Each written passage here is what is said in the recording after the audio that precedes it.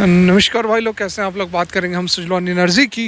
ज़बरदस्त अपडेट निकल कर आ रही है और बहुत ही जल्द आपको स्टॉक के अंदर अपर सर्किट लगता हुआ नजर आएगा। कब लगेगा, क्या कारण है, कौन सी ये बड़ी अपडेट निकल कर आ रही है जो डील हुई है, सारा कुछ जानेंगे इस वीडियो के अंदर। उससे पहले P&L देख सकते हैं, लाखों का प्रॉफिट है जो कि शायद ही कोई आपको अपना पोर्टफोलियो और P&L बताता हो, दिखाता हो। ज्ञान तो सभी देंगे लेकिन वो खुद कुछ करते नहीं हैं। यहाँ पर आपको मैं अपना पोर्टफोलियो भी दिखा देना चाहूँगा। ये देख सकते हैं आप, लास्ट जो कल का ट्रेड हुआ है उसका ये आपके पास अवेलेबल है। देख सकते हैं मसगांव और GRSC, जो कि हमेशा मैं आपको बताता हूँ और दिखाता हूँ कि मैं तो भाई यहाँ पर इन्वेस्टेड हूँ। सुजलॉन वगैरह के अलावा भी बहुत सारे स्टॉक्स हैं जिसके अंदर हम जो है पोजीशंस लिए हुए हैं। तो देख सकते हैं सारा कुछ आपके सामने है। अब हम बात कर लेते हैं सुजलॉन एनर्जी की। तो देखिए, सुजलॉन एनर्जी जो है लगभग 1% की गिरावट के साथ क्लोज़ हुआ है पिछले दिनों में। और ये जो गिरावट है ये अभी, ये जो ब्लैक वाली आप लाइन देख रहे हैं 44 दिनों का मूविंग एवरेज है। तो ऑलरेडी इसने तो 20 डेज़ का जो मूविंग एवरेज है इसको तो इसने क्रॉस आउट कर दिया है। तो मतलब कि स्टॉक जो है वो आप ट्रेंड में आ चुका है, इसमें कोई डाउट नहीं है। अब 44 डेज़ का जो मूविंग एवरेज है उसको भी एक बार क्रॉस आउट कर लेगा तो और भी ज़्यादा कन्फर्मेशन हो जाएगी कि स्टॉक जो है एक जो बुल रन दिखाता है, मतलब कि जो पहले जिस तरह से ये तेज़ी आप देख रहे थे, इस तरह की देखो ये जो बुल रन है इस तरह की तेज़ी आ सकती है। कोई बहुत बड़ी बात यहाँ पर नहीं है। एक बार ये जो है 44 डेज़ को भी क्रॉस आउट कर ले। और फिलहाल यहाँ पर जो ये प्राइस रुक रहा है, जैसे कि आप देख सकते हो 67.39 या फिर 67.50, जहाँ पर प्राइस एट प्रेजेंट है, यहाँ पर एक अच्छा खासा रेसिस्टेंस से फेस कर रहा है। क्योंकि प्राइस नीचे है तो रेसिस्टेंस फेस करेगा। कल की वीडियो में भी हमने डिस्कस किया था, तो इसको बहुत शॉर्ट में फिर से एक बार देख लेते हैं क्योंकि नए लोग भी जुड़ते हैं। तो यहाँ देखो ये प्राइस जो है ये जो रुक रही है उसका कारण है कि यहाँ पर रेसिस्टेंस है। पहले भी देखो आप 5 से 6 दिन इसने यहाँ पर गुजारा था, उसके बाद जब प्राइस गिरा था तो यहाँ पर सपोर्ट लेकर वापस गया था। सेम लेवल है, लेवल सेम है, ठीक है। उसके बाद देखो ये काफ़ी दिनों तक यहाँ पर ये कंसोलिडेट होते रहा, उसके बाद गिरावट हुई, फिर से तेज़ी आई, फिर से अब जाकर वहीं पे प्राइस आया हुआ है। तो इस कारण से थोड़ा यहाँ पर समय ले रहा है। तो 2 से 3 दिन 4 दिन मैक्सिमम यहाँ पर कंसोलिडेट करेगा, उसके बाद आपको एक अच्छी खासी तेज़ी देखने को मिलेगी।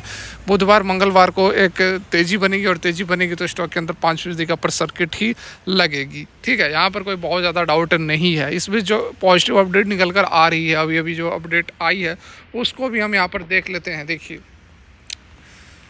यहाँ पर आप देख सकते हैं, India Slovenia announces 5-year collaboration to push scientific technology ties. कल के डेट में स्लोवेनिया का एक अपडेट हमने आप लोग को लेकर आए थे, जिसमें कि न्यू एंड रिन्यूएबल एनर्जी के प्रहलाद जोशी उन्होंने बातें बताई थी कि किस तरह से डील्स हुई हैं, किस तरह से दोनों ही कंट्रीज के बीच में टाई अप हुआ है, जो कि ग्रीन हाइड्रोजन, सोलर और विंड एनर्जी के क्षेत्र में दोनों कंट्रीज मिलकर काम करने वाले हैं। उसके बाद यहाँ पर एक और अपडेट आई है जिसमें कि 5 साल का जो है टाई किया गया है, कोलैबोरेशन किया गया है। साइंटिफिक टेक्नोलॉजीज़ और रिन्यूएबल एनर्जी के क्षेत्र में आगे बढ़ेंगे दोनों ही कंट्रीज़ मिलकर।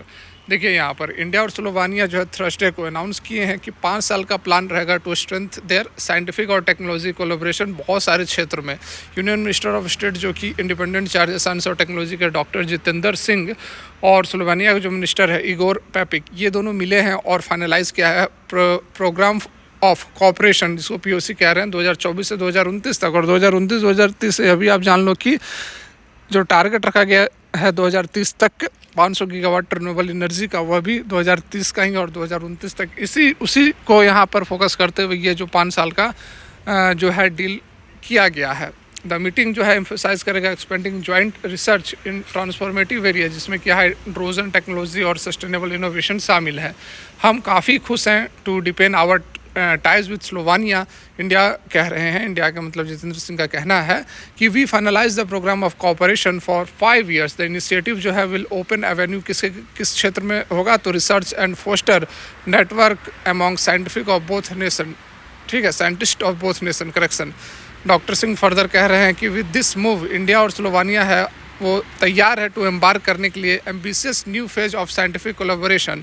सिंह हाईलाइट कर रहे हैं कि success of existing collaboration, noting that over 20 projects जो है, ज्वाइंट प्रोजेक्ट्स जो है वो ऑलरेडी यहाँ पर इम्प्लीमेंटेड है, ठीक है। कौन कौन से फील्ड में, तो यहाँ पर देख सकते हैं health, artificial intelligence, AI, renewable energy और स्मार्ट सिटीज़, ठीक है। ये 4 सिटीज़, ये 4 सेक्टर में दोनों के टाइज भी चल रहे हैं।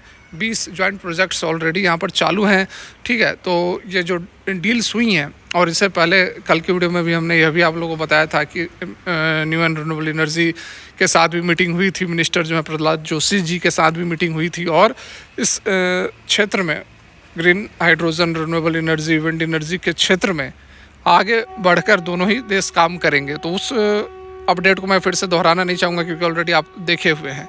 तो ये एक और अपडेट निकल कर आ रही है, डेफिनेटली काफ़ी अच्छी खबर बन रही है, और मुझे जहाँ तक लगता है 2 से 3 दिनों के अंदर फिर से आपको सुजलॉन एनर्जी के अंदर एक तेज़ी देखने को मिलेगी, एक अपर सर्किट देखने को मिलेगी। ऑलरेडी इसने 20 दिनों का मूविंग एवरेज क्रॉस आउट कर दिया है, तो अब तेज़ी बनती है। आपको क्या लगता है कि अब स्टॉक के अंदर कब तेज़ी आएगी और कहाँ से कहाँ तक की मूवमेंट होगी, कहाँ तक का टारगेट हमें देखने को मिलेगा? कमेंट करके आप ज़रूर बताएं। फिलहाल के लिए यहीं तक। Thanks for watching. Radhe Radhe.